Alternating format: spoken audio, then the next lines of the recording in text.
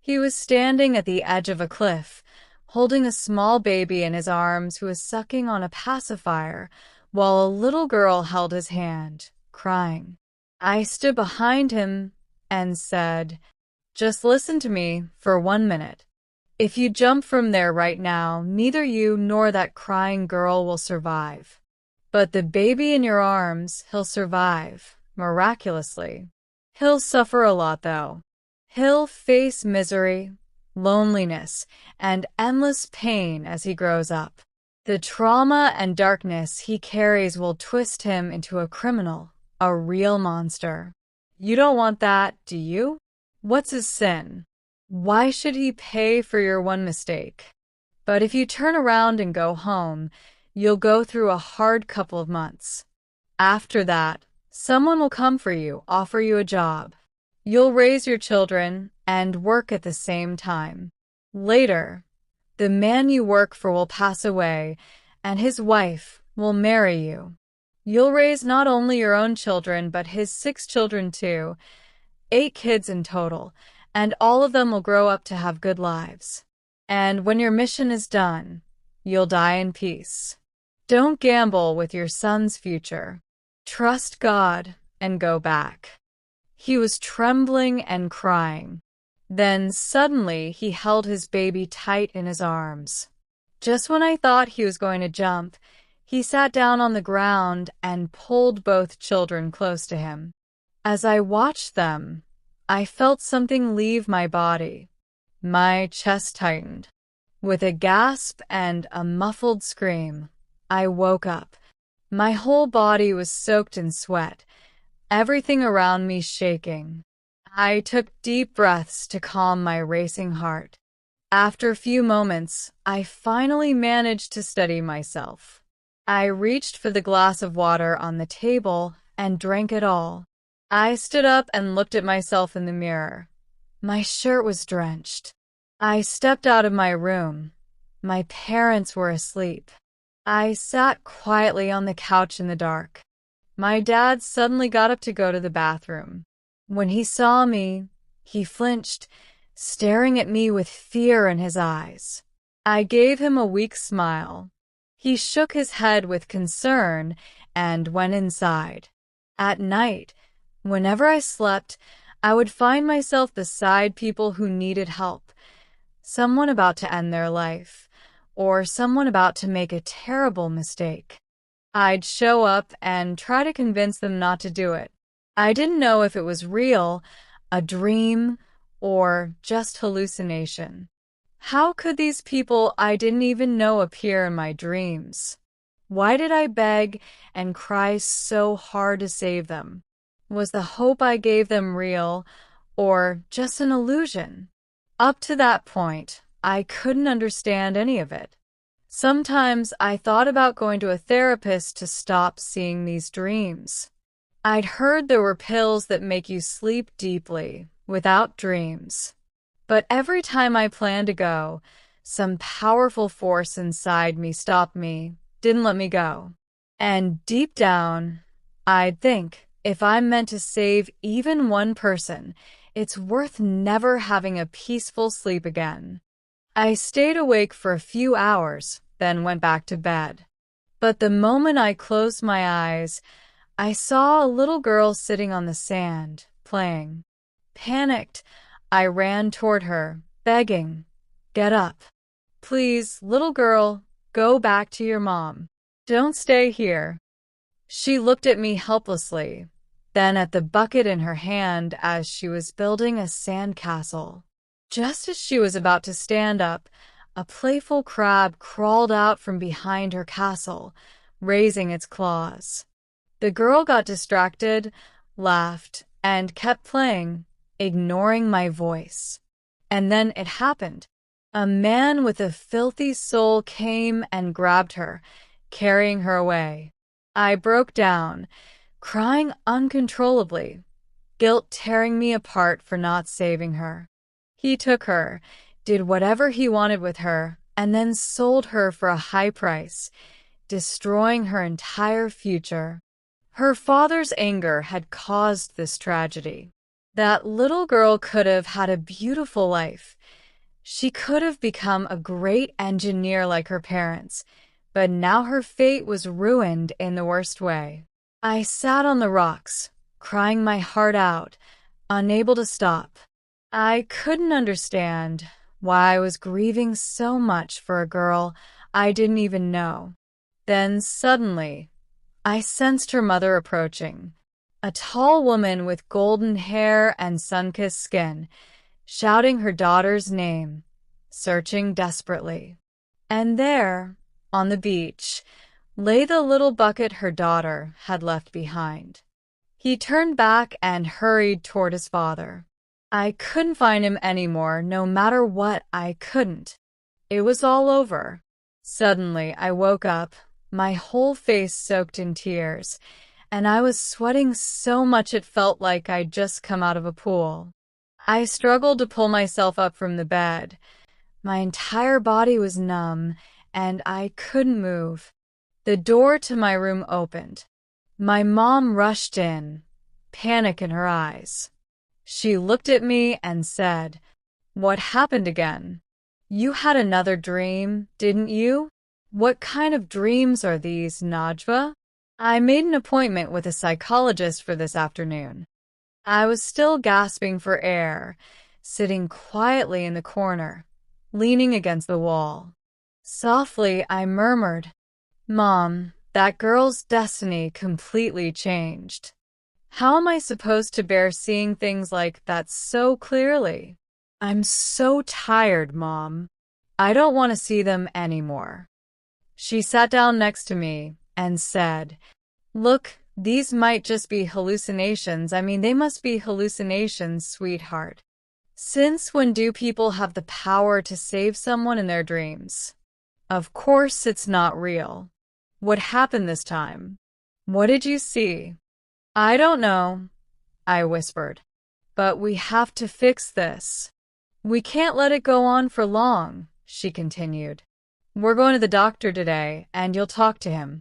If it wasn't a hallucination, there would be some trace of it in the real world. Have you ever met those people you see in your dreams? Have you ever tried to find them? Ask them if they ever wanted to end their lives or something. And why are you crying like this right now?"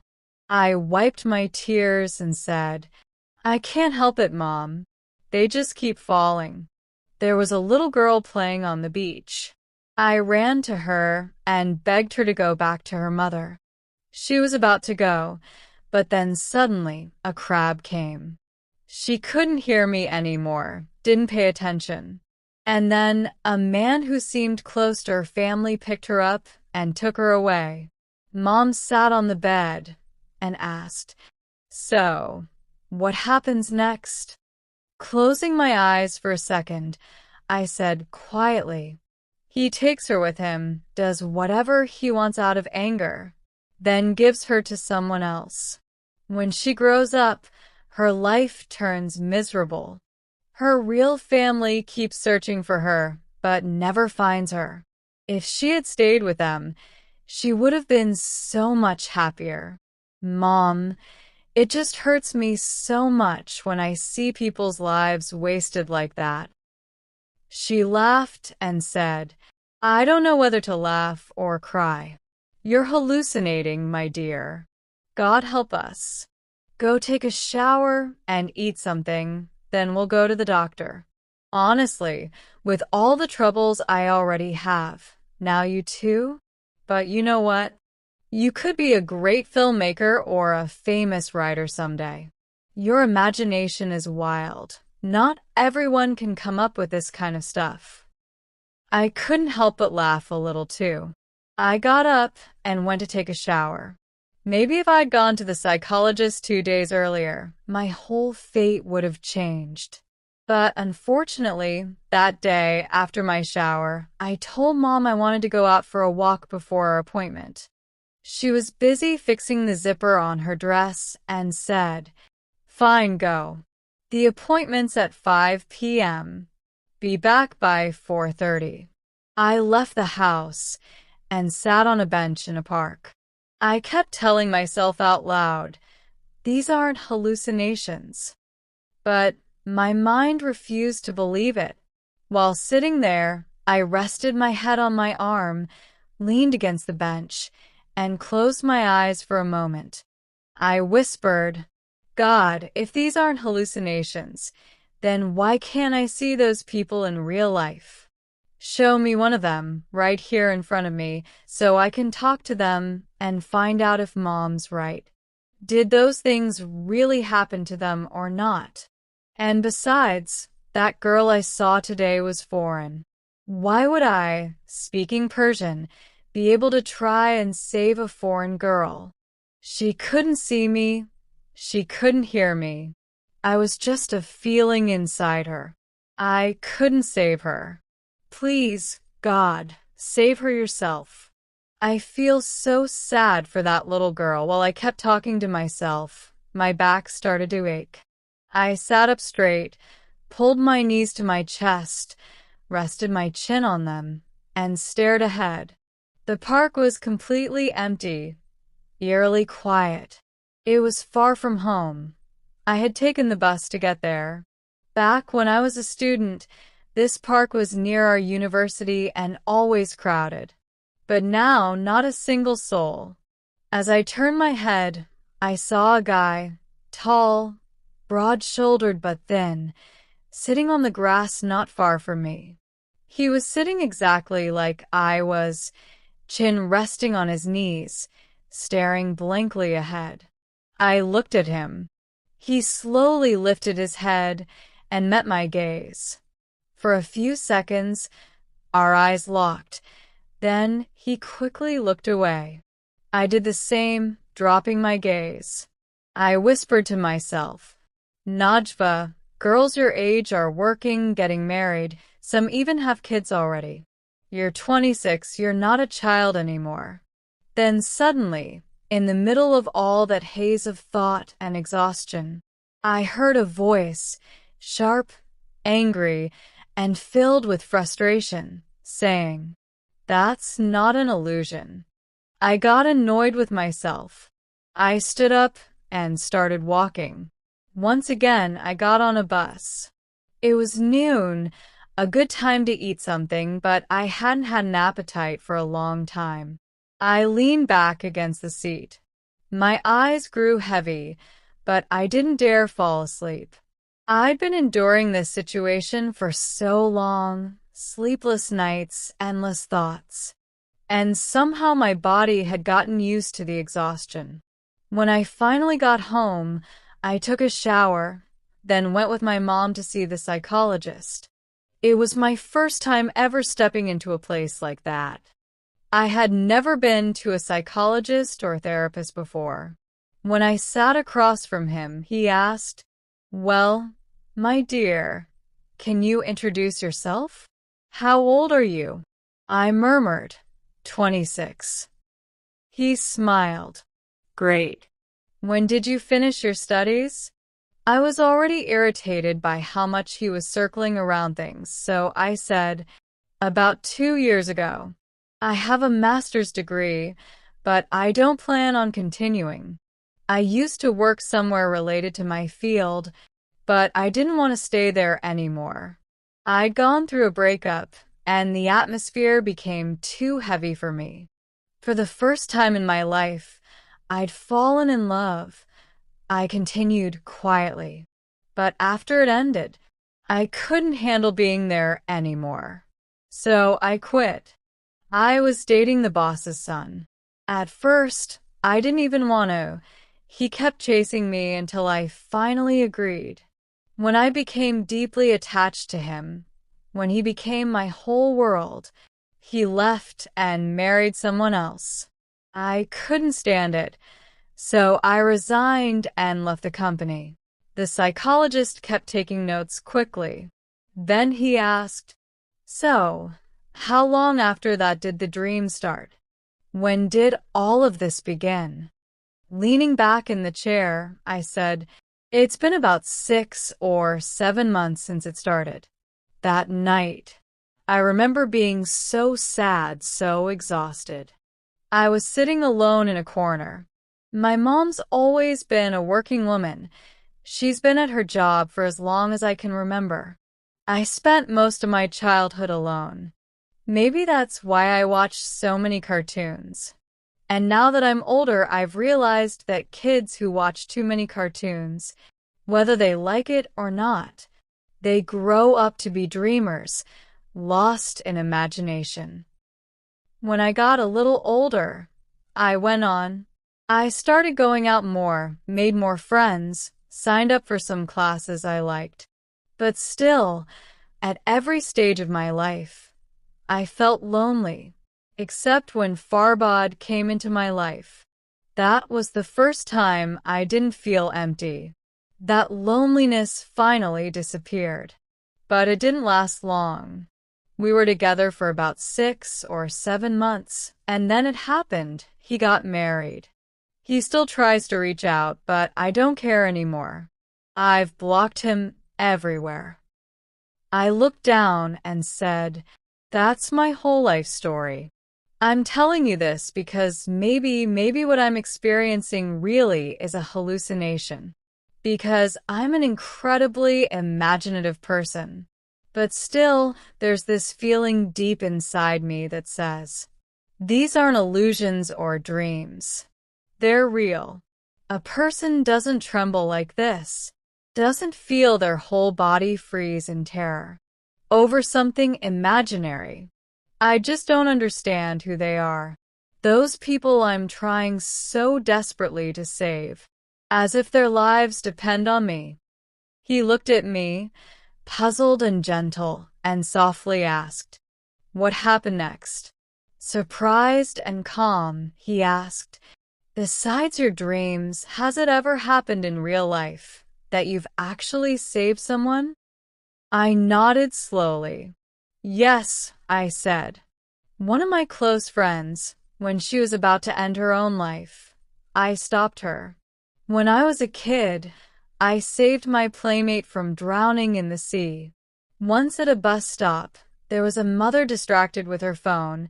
Her child almost fell out of the open door, but I caught him in time. I don't know. I've saved a lot of people. I can't even count them anymore. I don't really remember them all.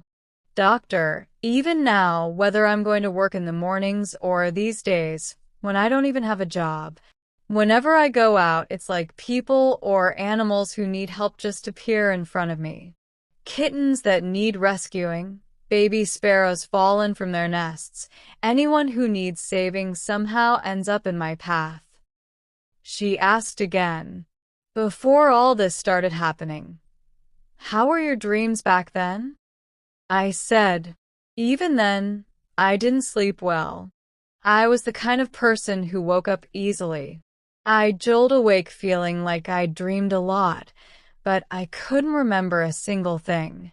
I used to think I'd been awake all night, struggling and restless, but when I really tried to recall, there was nothing. So I just let it go." I thought I saw a faint smirk on her face, but I stayed silent. She wrote down a few things on her notepad and then said quietly, "Take these pills regularly on time. Within a week, you shouldn't experience these things again. Don't think too much about it, and don't talk to anyone about them. It's possible, just possible, that after your heartbreak, you went through a kind of emotional shock. That shock might have caused these experiences. You're naturally a kind, empathetic person, very nurturing, almost motherly. You said yourself that you've saved many people in real life, so it's not surprising if your subconscious is manifesting it as these vivid dreams. It's probably just your inner emotions syncing with your imagination. It's best to take the medication, calm your mind, and get proper sleep." I asked softly, "Is it something dangerous?" She shrugged. "I don't know. We'll see at the next session." I immediately regretted letting my mom choose the psychologist. I felt like she was too young, maybe 30 at most, not experienced enough for someone like me. I wasn't a simple case. I needed someone older, wiser, maybe a 50 or 60-year-old male psychologist, not her.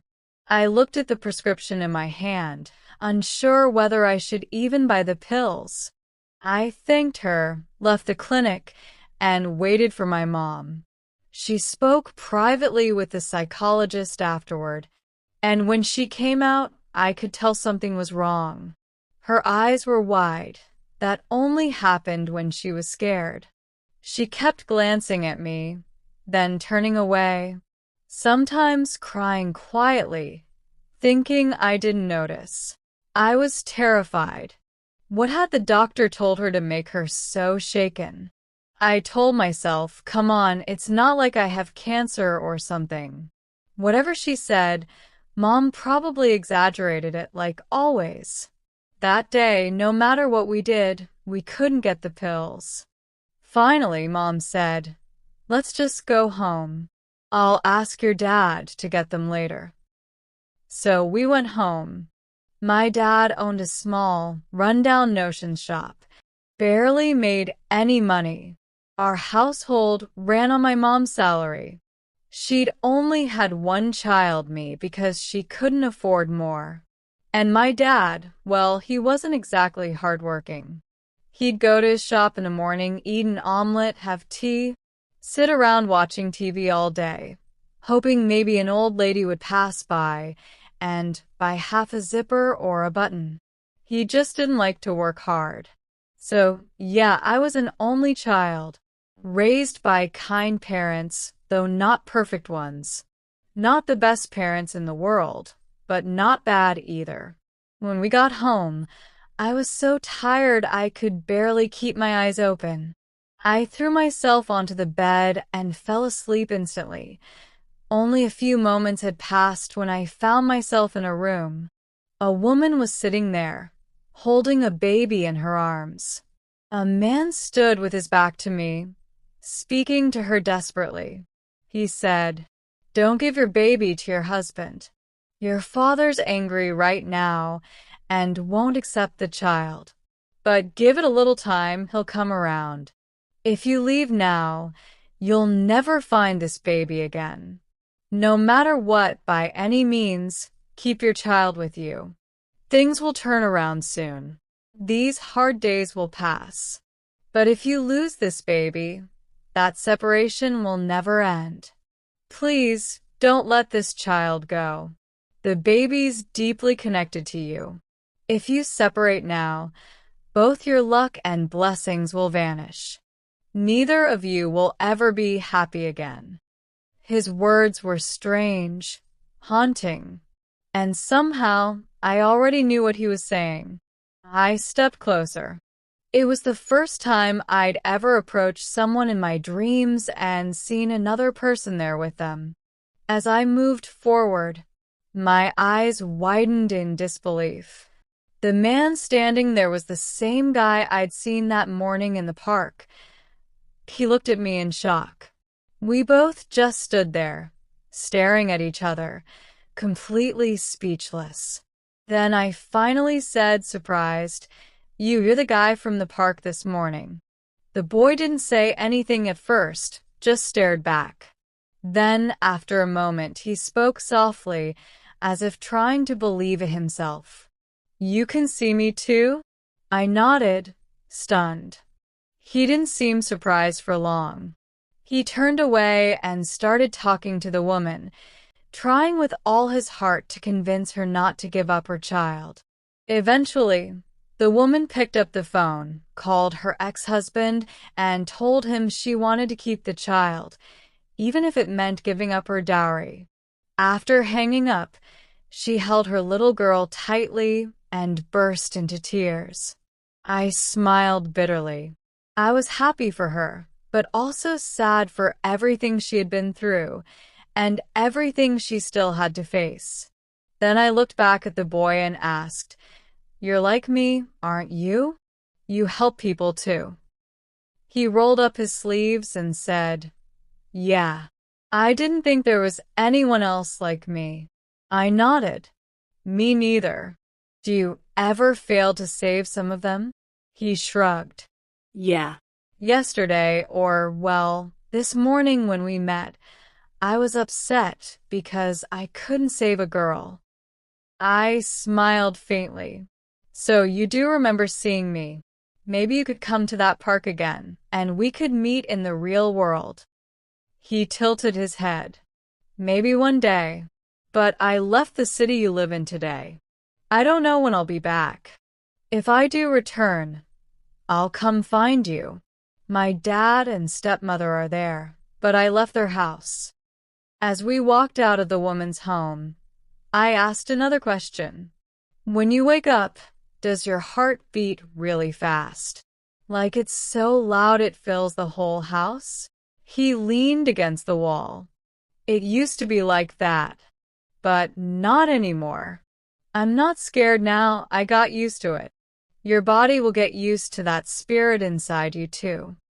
I hesitated, then asked quietly, are we sick?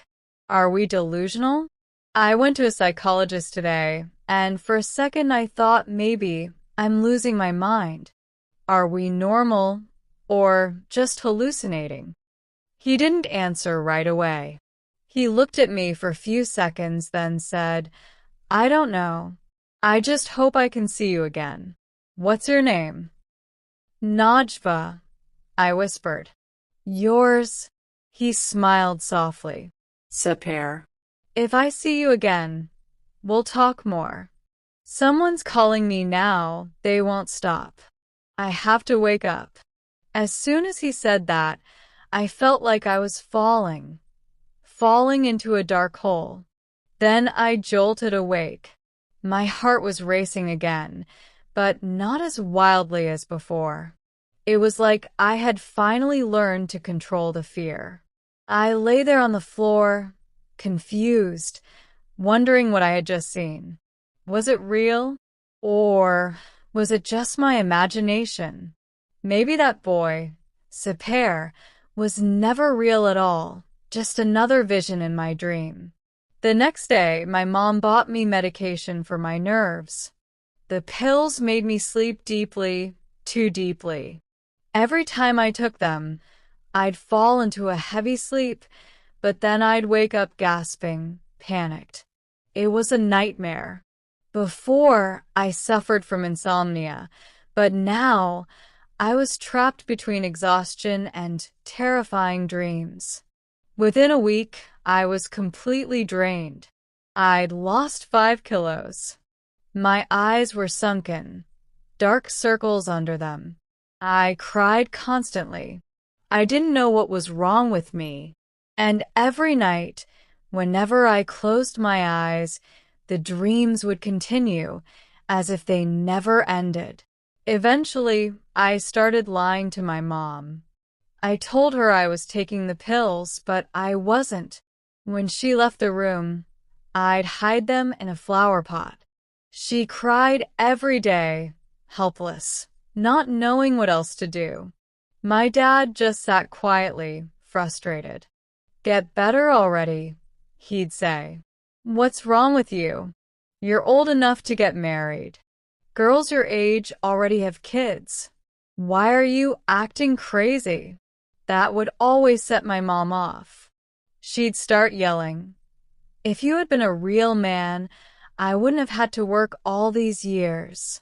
I wouldn't have missed raising my own daughter. They'd scream at each other, tearing each other apart, while I just sat there, lifeless, staring blankly at them. After a week, I stopped taking the pills completely. I'd pretend to swallow them, then bury them in the soil. That night, around midnight, I lay down in bed and closed my eyes. It took about 10 minutes before I drifted off. When I opened my eyes again, I saw a boy and a girl standing hand in hand on a bridge. I walked toward them and asked, "Why are you doing this?" The girl was crying, trembling, but the boy was calm, eerily calm. As soon as I saw him, I realized he didn't really plan to jump.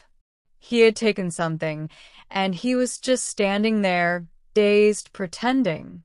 The girl, though she was in love, madly in love, and ready to fall. Let's see what happens next. Suddenly, I felt something strange, like I could lift off whenever I wanted. It was as if I could just push myself off the ground and shoot upward like a bullet. I stomped my foot hard on the ground, and then somehow I rose up. At first, I went higher than the buildings around me. My heart started racing, but I tried not to be afraid. I kept going higher and higher. It was such a strange, unreal feeling. Then I suddenly woke up. From the next day on, my mom took me to a different psychologist every day. Different doctors, different people, different clinics. Whenever I said I didn't want to go, she'd get upset, stop talking to me, and drag me there by force. One day I screamed, "Mom, I'm not going." She snapped and yelled back, "You're insane. You've lost it. You're hallucinating. Everyone tells me to have you admitted, and I keep refusing. I can't take this anymore. Come on, at least help me understand what's wrong with you. I'm doing this alone. I'm exhausted. What do you think you are? A savior? An angel? No, you're just a sick girl who's hallucinating. People like you always think their delusions are real." I fell silent. I didn't argue anymore. I went with her to a hospital where one of the top psychiatrists worked, a famous old man. He sat beside me and started talking, writing down every word I said. I even told him about Sapir. But the more I talked, the more I felt like he was mocking me instead of listening. Finally, he looked up and asked, "Why are you throwing away your medication?" I was sharp enough to realize he was testing me. I just nodded and didn't answer. He prescribed new pills. This time, he outsmarted me. He told my mother, "You'll put the pill in her mouth yourself. Make sure she swallows it, then check inside her mouth to confirm. Do this for a week. After that, come back and we'll see if the hallucinations continue." We went home. I didn't argue anymore. She'd suffered enough already. Even though the pills made me feel awful, empty, heavy, numb, I took them every time she asked. Morning, noon, evening, night. I'd open my mouth, swallow the pill, show her it was gone, and then sit quietly in the corner of my room. The feeling was strange, like being in a trance, a hollow calmness, a kind of floating that didn't feel good, but I didn't even have the strength to complain. It wasn't real peace. It was numbness. Maybe only someone who's taken the kind of meds I was on could understand that feeling. It's like your emotions get erased. You're calm, but it's the kind of calm that drains the life out of you. And I could tell my body was starting to depend on it, that soon I'd want to take those damn pills willingly. A week passed. Then I was back in front of that so-called professor. He smiled and asked, "So, how did it go? Did she take all her medication?" My mom nodded. Yes, she took every single one on time. But she's still the same. She still wakes up screaming in the middle of the night, crying that she couldn't save someone. 3 nights ago, she was sobbing because she couldn't save a mother of 4. These pills haven't helped at all. And they're so expensive. I've spent everything I had. I'm a single working woman. I used up all my savings for my daughter, but she hasn't gotten even a little better. The doctor calmly replied, "We told you from the beginning. This girl needs to be hospitalized. Every colleague you've taken her to has told you the same thing. Admit her, and she'll recover in time." When I saw the hesitation in my mother's eyes, I jumped up and shouted, "Mom, that's enough. You've dragged me from one doctor to another. I've gone along with everything, thinking maybe you could help. But this? You want to lock me up in a mental hospital? I'm not crazy. I'm perfectly sane. I swear, I was fine before all this. I just couldn't sleep at night. And now, because of your pills, I can't even function during the day. I'm not going anywhere. I was terrified. I started screaming, crying, begging. When I realized they were serious, really going to do it, I dropped to my knees and pleaded with my mom not to let them take me. Finally, she broke down and shouted, "No, you're not taking her. I'll take her home myself. I'll help her." So we went home together. That night, I decided I wouldn't tell her anything anymore. No more stories about my dreams. No more confessions. When I woke up screaming at night, I'd pretend I was still asleep. If I kept my eyes closed, she'd think I was just dreaming. And so, in silence, with a broken spirit and a heavy heart, we went back home, carrying all our fear and exhaustion with us. As soon as I fell asleep, I saw Sapir crying. I walked toward him and asked softly, "What's wrong?" He whispered, "Who's going to save us? Why is there no one to save us? Why is there no one to tell us what's right or wrong? My sister died. We had a stepmother who used to torture us. My sister fell in love and got married in a faraway town. I told her not to go, begged her not to leave me. But she just wanted to escape the torment at home, so she got married and left. I came here to save her, to take her away, but she said she couldn't leave her 2 little kids behind.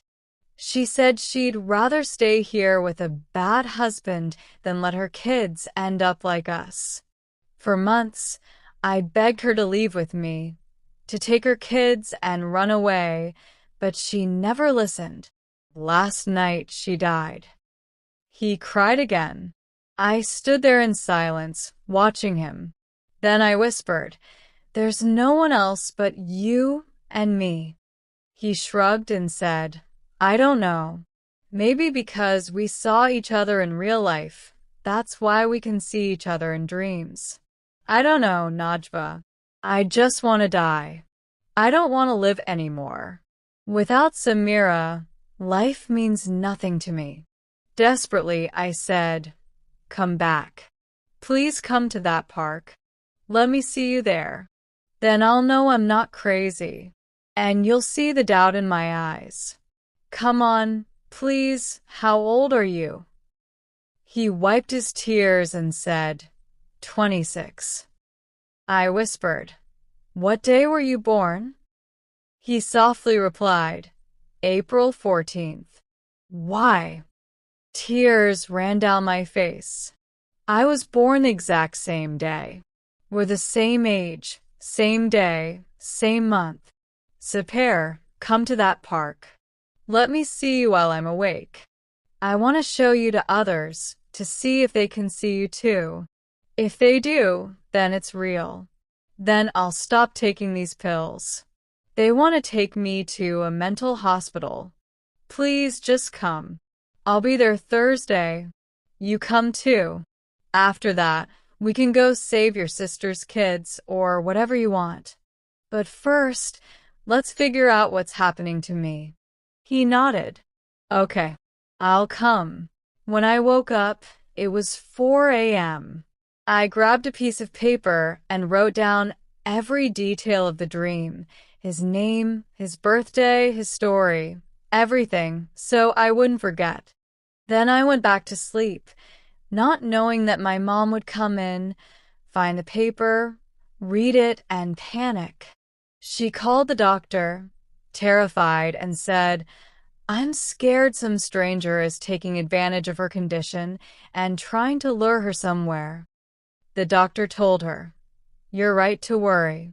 Bring her to the hospital immediately." That's how it happened. Between dream and reality, I felt a sting on my arm. and before I could open my eyes, I heard my mother crying. Then everything went dark. When I finally opened my eyes, I was lying on a bed. I smirked. I knew exactly where I was. I wasn't crazy. Or maybe I was. But I stayed silent. My mind was clear. I understood everything. At least for the first few days. Then they gave me so many drugs that I couldn't even recognize myself anymore. One day, a doctor came in. I sat up and started talking to him, crying. What did I do wrong?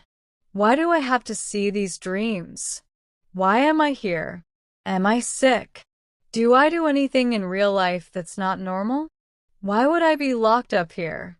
Okay, I dream things. Give me a pill so I won't dream. Why can't you do that? A nurse stood beside him. The doctor held up the paper and said, Here. You wrote that you're going to meet someone. Who exactly are you planning to meet? My chin trembled. I have to be out on Thursday. No matter what, I have to go to that park. The doctor smirked and shook his head in pity. When I got upset, I started screaming and crying. He gave me a meaningful look and said, See?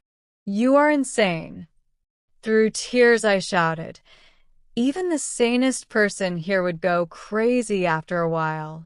But I'm not one of them. I just need to leave on Thursday. Where's my mom? I need to talk to her. Thursday I'll go to the park, and if he's not there, I'll come back myself.